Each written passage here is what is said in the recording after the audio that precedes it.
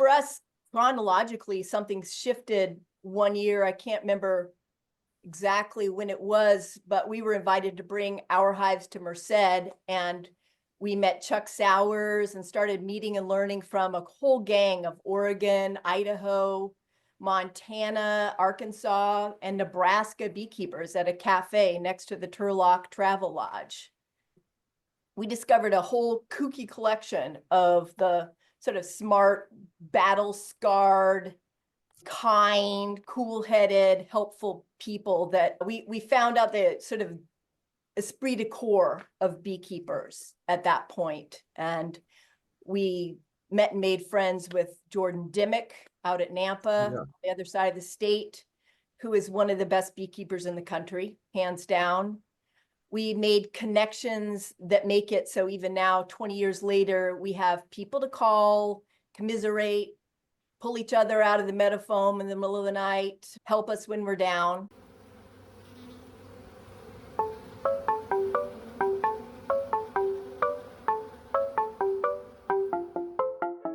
From the Oregon State University Extension Service, this is PolliNation, a podcast that tells the stories of researchers, land managers, and people like you who are making bold strides to improve the health of pollinators.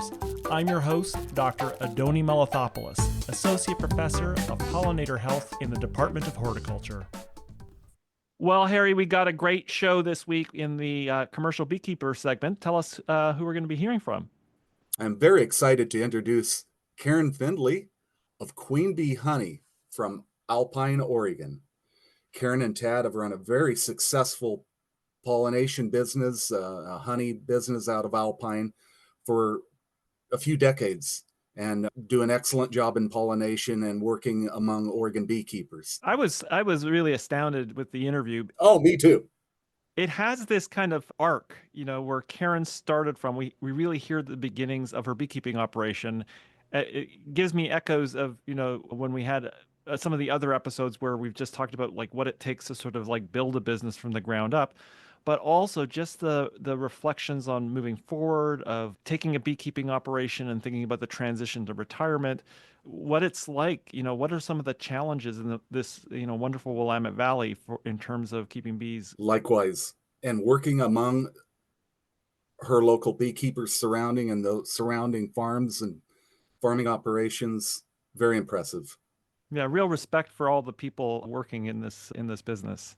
Yes, we're all working hard and trying to make a living at the same time. Well, without further ado, let's head over to Alpine, Oregon. Let's talk with Karen.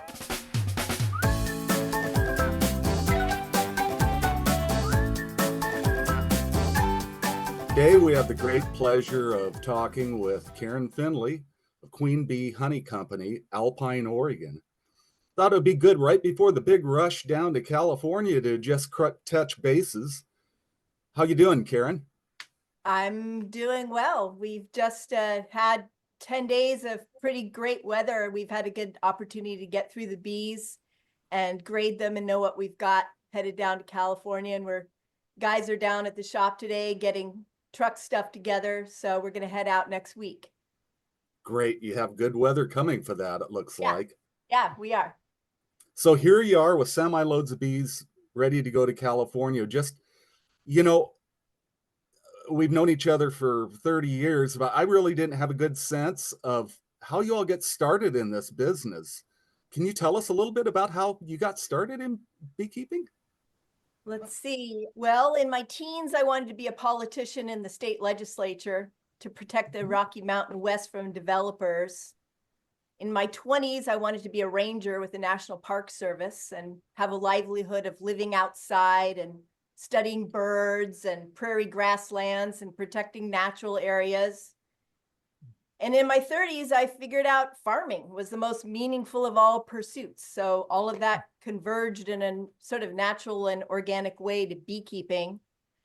I started out with catching a few swarms when I was in graduate school with my office mate, Don Wolf. And I didn't know how to take care of them. And I began working for another beekeeper as a volunteer for a few days to learn what I was doing, and ended up continuing to work with him as a side job. Kenny was a meticulous and organized, talented and patient teacher. And I loved working on bees and coming to know the people and places of the county that I learned about, the cycle of changing tasks and taking care of these tiny livestock. Kenny encouraged me to get some of my own bees and allowed me to extract in his shop. And pretty soon I went out on my own. And after that, I guess for about 4 or 5 years, I had a boom truck and I ran 400 or 500 hives. I had a little shop in the barn downstairs here and a loading dock to hand truck equipment on and off the truck. And I started renting bees in the valley in Hood River and California and selling a little honey around town. I was a solo act. I worked alone. Right. And yeah, remember this is in the olden days, before flip phones, before there were robots cruising all around the OSU campus delivering fast food to kids who never need to go outside or talk to each other. Yeah, then the price of PolliNation went to $45 and there was on the horizon the possibility of making a living. So I bought a janky green stick shift forklift made out of a Datsun truck. I started building a honey house and bought a couple of used 30 frame radial extractors. I think it was in the same spring that I met Tad, which was the biggest jumping point for me. I had a teammate. So Tad was ending a life as an OSU forestry instructor and working as a paramedic. I had a half paid for farm and a flatbed boom truck and 500 beehives. And he had a beautiful 2-year-old daughter. So Nice. pretty soon he joined me with bees. What a wonderful story. I mean, it's a bootstrap startup. And That's right. so in terms of increments and scale of your growth, Tad was the first increment there of a jump in scale. From then on, you saw a rise in your hive numbers. And was it California? There were a couple jump points. Tad had worked for 8 years as a fireman and he had experience with trucks and pumps and Freightliner ambulances and kind of a culture of maintenance and safety. So he brought that sensibility to kind of have a fire department level of organization and readiness in the shop and the crew and the trucks. And a nice thing is we're a good balance for each other. He brings a lot of forward momentum and we were and are both people with a lot of ideas and competence. We love the farm we live on, and we can't believe our good fortune to be able to lead the life we lead. We became official white truck beekeepers when we picked up our second worn out flatbed for $1,000 from the OSU sale. The other jump point was getting a cell phone, the biggest modification in agricultural technology since the plow. We have incredible tools, Hummer bee forklifts with Kubota engines and tilt trailers, and cell phones with easy peasy access to aerial maps and a way of calling for help when you're stuck in a field in the middle of the night or connecting with farmers that we need to be in communication with all the time. And in that realm, we couldn't do better. For us, chronologically, something shifted one year. I can't remember exactly when it was, but we were invited to bring our hives to Merced, and we met Chuck Sowers and started meeting and learning from a whole gang of Oregon, Idaho, Montana, Arkansas, and Nebraska beekeepers at a cafe next to the Turlock Travel Lodge. We discovered a whole kooky collection of the sort of smart, battle-scarred, kind, cool-headed, helpful people that we found out the sort of esprit de corps of beekeepers at that point. And we met and made friends with Jordan Dimmick out at Nampa, on the other side of the state, who is one of the best beekeepers in the country, hands down. We made connections that make it so even now, 20 years later, we have people to call, commiserate, pull each other out of the metaphone in the middle of the night, help us when we're down. And so it was at that point, coming back from our first year in Merced, that we hired our first employees, Philip and Callista. And at that point, we were running 1,500 or 2,000 hives and got a real working forklift. Then another stage I would say is in about 2008, we moved our center of operations down to the Alpine School by Monroe. And besides all the advantages of a second location, we hired Enrique, and the rest of the team is still with us now have been for the last dozen years. And those guys are amazing and dedicated, competent workers, calm and funny. I'm always learning something from them. We just have a really great workplace because of who we work with, and we run a pretty big crew. Yeah, we found at some point after trying to do it all ourselves, we found something out about the value of human value of redundancy. Like now, if somebody gets sick or falls off a truck, we have backup. We can take a night off if we need to, and those guys can attend their parent-teacher meetings and their kids' basketball games and their kids' college graduation ceremonies. And we also have a lot of redundancy, a lot more redundancy in our equipment.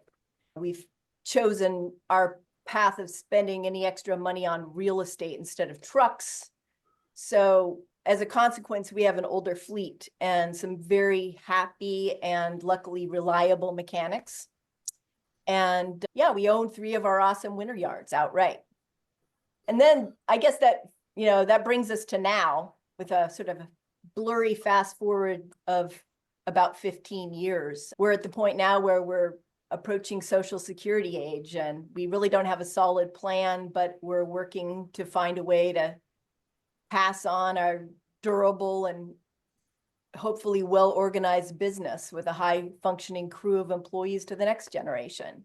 The latest phase for us personally is planting our fields and pastures and winter yards and flowering cover crops and pollinator plants.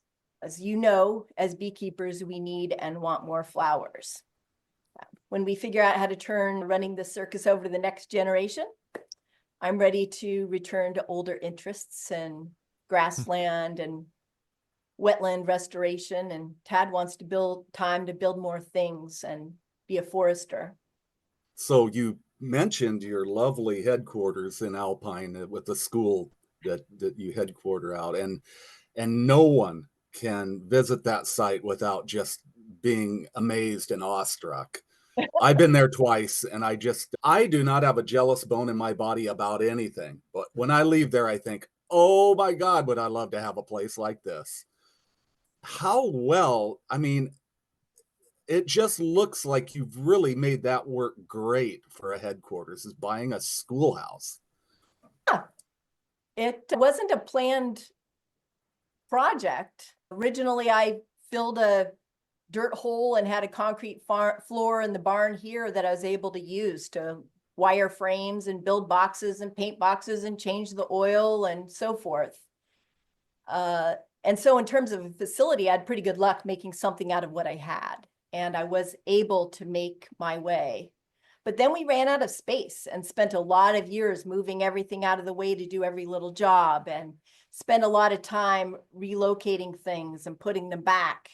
So we started to look for a second location where we could construct a warehouse of some kind and have some outdoor storage. But this is the Willamette Valley, and every place that we looked at was sky high expensive. Yeah. We've always gone pretty incrementally and tried to pay as we go, and we haven't gotten ahead of ourselves too far. Credit cards only went so far. But in 2007, we had some lucky misfortune. We had a giant windstorm and had a 150-year-old fir tree just smush our basically worthless house. We call it the golden tree. So we built a new house on an insurance settlement. Suddenly we had the equity that we could borrow against to buy a second property. So we were able to leverage it to buy that school in the South County. And it was kind of a white elephant for the consolidated school district. It had been empty for 10 years, except for a little community preschool that we overlapped with for a while. So the Monroe School District was happy to see us come along. They were happy to finance it for us over a number of years. And suddenly we had the space we never had before. So yeah, we had outdoor space, to winter our colonies and run our business, storage, a place to move around. And without a lot of more money, we added a wall and a couple overhead doors to the play shed that is now the center of our operation. And the guys are working down there right now. So we also got this beautiful gym to play basketball in, and for Gorgeous. our It's employees gorgeous. and their friends to play in. And now we've come to find out that the school has a lot of value as housing for our seasonal employees. It turns out there's a lot of potential in developing all those classrooms and bathrooms. So we're taking it in that direction right now. And a cafeteria. And the cafeteria. Exactly. Yeah. It's kind of the McMenamins model, but for beekeeping. It is. It is. It is. I would like to have their cash flow to put a brand new roof on it and do a little bit more remodeling. But it's been great. It's been great. The ball field is going to soon be planted with flowers, and it's worked out. It's mostly cost us gravel and hardscaping a little bit of the area around the building. It doesn't have forklift access, for example. It's a 1960s single-story building. So we've made it work pretty well. We've got a wood shop in it, and a cafeteria, housing, honey bottling, and candle making Nice. room, and a place to scrape frames. So we're doing all right. Very impressive. That's all I can say. So kind of taking a step back here in terms of honeybees and honeybee health in the time you've been working with bees, what is kind of your overall thoughts of the changes you've seen with all that we deal with as beekeepers? Well, beekeeping is never boring. We've had to operate in an environment of Varroa mite problems and EFB for our entire beekeeping career. That's more than 20 years for me, and we're sick of it. Yeah. Tad's had bees since he was 14, and he and his Oh. brother inherited his grandpa's beehives, and they were in the backyard growing up. They were always alive, always made honey, and if they died, a swarm moved in before they knew about it. Yeah. Today, it is more hard, but we are soldiering on. There are so many confounding variables and sublethal effects that it feels like a crapshoot sometimes. But what really comes to mind for me is the loss of habitat. A lot of us, there are a lot of beekeepers here in Western Oregon, kind of on top of each other. And we do make most of our living as pollinators. And like a lot of places, the Willamette Valley is transforming over time.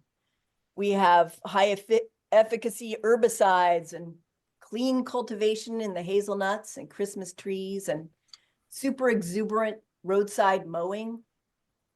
And on what used to be the edges, we have a simplified landscape, tidier, better kept rural places, less brush, more mowing, fewer blackberries to make our honey on. There's just not enough pollen to go around, and maybe there never was, especially in the late summer. And there are the old industrial sites and mill sites that used to be perfectly good bee yards are now replaced by blocks of storage units and housing developments. And will evolution or breeding or the promises of tech give us healthy bees in our lifetime? I have no clue. But I don't feel super hopeful. I do feel hopeful, for example, about Project Apis M. That team gives me a lot of hope.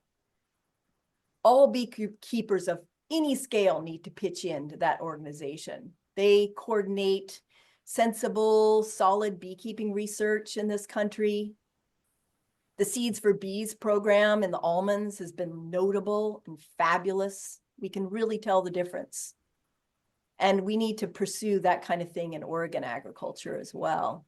So we're hopeful. We're hopeful about the advancing technologies in mite control and viral control. but we aren't holding our breath. So you brought up earlier being down at a truck stop by Merced and running into Chuck Sowers and other people. Your comments always bring the same thing to mind on the subject. Is that it seems to me that in the time we've been keeping bees, that 99% of our solutions came from other beekeepers. We have solved our own, for good or bad, for better or worse, the best solutions have come with beekeepers solving the problems for themselves. How do you feel about that? I would absolutely agree, although I think that on a landscape scale, that public policy needs to be oriented towards protecting farmland, Yeah. promoting a environmentally and economically sustainable farming future. I think that farmers are really good at what they do, and they're excellent at solving their own problems. But there's also a situation of carrying capacity and land use planning that's bigger than we are. Farmers, including bee farmers, are optimistic.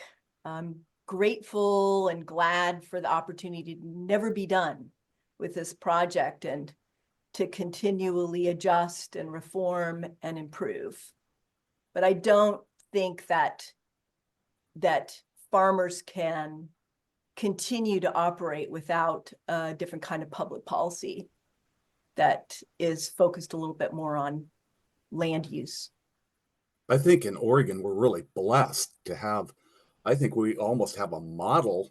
It's not perfect, but for land use planning compared to many other states. And I've been involved with that on many times. You bet. Yeah, so I am totally feeling the same chord on that you are. You bet. Yeah. But I suppose the issue is we are holding on to maybe farmland more effectively than Idaho, for example. But there is the trend that Karen observed of weed management being, ratcheted up. There seems like a solution like Project Apis M developed in almonds, even though it's small, it has momentum and is growing. We don't have something comparable in Oregon that's just you can see the future of where it will go, and Yeah, what's that piece look like? I think that it requires a lot of vision, and it's a little bit hard when we're all staring at our screens to not go out and look around and talk to the other people who are taking care of the land at the county level or the state level. I mean, we do have a really high functioning beekeeping community in Oregon. It takes, I found out when I was working with the state bee association that I would not have been aware of the huge effort that's involved at the state level, not only in research and advocacy, but at the state legislature. So yeah, we commercial beekeepers benefit enormously from the public, and farmers in general benefit enormously from the public. That effort of people around the state, people in Salem and at the university. Right now, we are still living in a time of cheap oil, cheap oil and high demand for corn energy. That's why the Midwest is all corn and soybeans. I'd love to see that change and see more of the Willamette Valley seed industry producing clover and other soil improving cover crops benefit from that. 50, 60 years ago, nitrogen fixing cover crops were part of agriculture, and they aren't right now. And I think they will return. Vetch used to be planted for fertility reasons in the valley. Tad did his master's on nitrogen fixing cover crops, and he recorded 300 pounds per acre of nitrogen from vetch cover crops. But in today's farming system, it just doesn't pay. So there aren't enough flowers in farming. And I don't think it's really about what crops being grown, but more about what the rest of the people besides the farmers are doing in the valley. All of the edge, all of the roadsides, all of the rural residential properties that are out there. I mean, we have a pretty public sensibility around the taking care of a sort of fire-wise land use, trying to keep the fire vegetation down, burnable vegetation down around your house. And that's pretty well sunk in to, I think, most of Western Oregon at least. And I think that we could have the same thing where we have, you know, some kind of a push to messier native vegetation and less mowing and more flowers. I think that it's not really on the backs of the farming community. I think it's on the backs of everybody else. Yeah, there's a lot of non-crop areas that are just sprayed out and just mowed, you Yeah. know. And then on the other hand, you know, there's kind of sometimes a conflict. Across the street from me, I have a great neighbor, 125 acres of hazelnuts. Well, below the hazelnuts is a carpet of dandelions. Wonderful. But when he goes to spray, because he's a good neighbor, he mows the dandelions out first. Well, that's good for the pesticide application to the bees, but bad for the nutrition. And we about struggle those types of things as well. There's Some no things there's almost like no answer sometimes. there's no bad guy. Our bees are bringing in hazelnut pollen all week long. Yeah. Yeah. I remember when I first moved to this valley, everybody's complaining about grass seed and how you couldn't eat it and how we should have food crops in the Willamette Valley.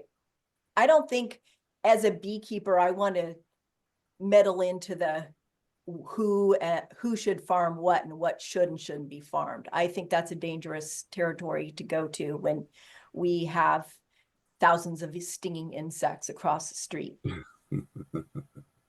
But Well, I did Karen, like what you said earlier, that there is a way in which we are a really strong seed growing state, yeah. and that in some ways this industry has a lot of potential that could be met if more leguminous crops were in demand in the Midwest. That really is a, a way forward for, that's a vision forward for how Absolutely. Yeah, absolutely. Absolutely. I'm always happy to see the use and slowly growing awareness of cover crops of any kind. I know my friend Rebecca Sweet at Buzz Cover Crops. You know, she's supplying cover crop seeds to all kinds of wineries now. And that's just a change of use that comes out of an industry that can afford a little bit of experimentation, but it also does have a fertility result for them as well. So I think that, yeah, I think there's all kinds of little hopeful things out there. Takes the people to be able to form some kind of a message and take it forward. So you were secretary for the Oregon State Beekeepers Association, did just an awesome job and very appreciated for that. Makes me want to ask you, you know, on these issues, you know, and you know, the Oregon State Beekeepers does work heavily with the legislature when necessary, but do you suppose maybe our state organization should maybe involve themselves more with this as far as the land use? You know, that kind of comes down sometimes as political. I know that when, you know, Measure 3749 came through, which was, you know, breaking up rural properties, it became a political issue. So that's kind of tough when you're bringing it into the Oregon State Beekeepers purview, but it seems like there might be a part the OSBA could play on some of these issues of of of forage for bees in the areas that you've highlighted. Yeah, sure. The OSBA and the Farm Bureau and 1,000 Friends for Oregon. There's a potential for a pretty big coalition of people to try to communicate a message that maybe part of that sales pitch is that we're going to build a market for cover crop seeds, or at least thank the market that's there and point it out to highlight what is happening. I think probably more likely than trying to push public policy. Well, Karen, in hearing about your beginnings and your background and Tad's background, and now kind of thinking about, Social Security and all of that, sounds like you've kind of come full circle. And I think the ideas that you have here are something we need to jump on and spend more time on here in Oregon. And we can do that. We can do it. Yeah, we can do it. Well, just maybe to round things out, I'm a buyer of your honey. I go to the First Alternative Co-op in Corvallis. I pick up your honey, and I think it's delicious. And I think, one thing that we have talked, we had an episode previous to this with a honey producer whose name is also Karen from Saskatchewan, and in an area that's not, honey is the most important thing. It is the only thing that they, key thing that they produce. Tell us a little bit about how honey production and the customers and the other hive products sort of fit into the whole business, and maybe also how it helps make a connection to Oregonians more broadly. Honey is a minor part of our income stream, but I love honey. It's a magic potion. It's like the distilled essence of all the people and farmers and farming and flowery habitat all around us. Bees do cross political boundaries and legal boundaries at will. And so there is something unifying about bees and beekeeping that does give us a different perspective than other farmers have. We rely on the goodwill and the good practices of rural people, farmers, crazy hippies in the hills, foresters, downtown backyard gardeners. All of those things are connected by bees. So it kind of gives, I guess I feel really lucky because I've been able to have this sort of black and white understanding of my world come into color and become into greater focus and detail over the years in the same place by having honeybees. I've met people, I've met farmers, it's been a great way to step into somebody else's backyard because of both need and interest to find out about what's going on in the county and on land. Oh, I can just imagine a bee yard is a great way to get to know what's going on in an area. Maybe a final question. What's the craziest honey flow you ever experienced in all these years? The one that was sort of odd, strange, unexpected. It's coming out of the extractor. What is this? Or anything like that. The craziest honey flow. Yeah, we put rims on our bees at the end of the season and in order to feed pollen fast and easy. And there have been Septembers and Octobers where the bees have just filled that up with honey. Really? Late in the season. And that has always surprised me. The most delicious honey I think that I've tasted does come out of Coast Range. And that does change year to year by what the weather's like, when what's blooming, when we have the madrone or the maple or the cascara coming out. Depends on the weather. Bees fly on it. It really changes the taste. Well, Karen, thanks so much for taking the time to talk with us today, and good luck. I know you've got a lot of work. You've got the whole season ahead of you, so we wish you all the best in this beekeeping season. Thanks a bunch. And thanks a bunch for all the work that you guys have done. Makes a big difference. Thank you for all you do, Karen. You're really appreciated from everybody around here. Thank you so much for listening. Show notes with links from each episode are available at the website pollinationpodcast.oregonstate.edu. I also love hearing from you, and there's a form at the website where you can pop in and say hello and give me feedback. If you want to support the show, remember to leave a rating on iTunes, Spotify, or whatever podcast mothership you use. And finally, if you have the means and you want to help support my lab's effort to document bee biodiversity in Oregon, visit OregonBeeAtlas.org and follow down to the donate button where you can make a tax-deductible donation to the Jerry and Judith Paul Native Pollinator Endowment. Every little bit helps. See you next episode.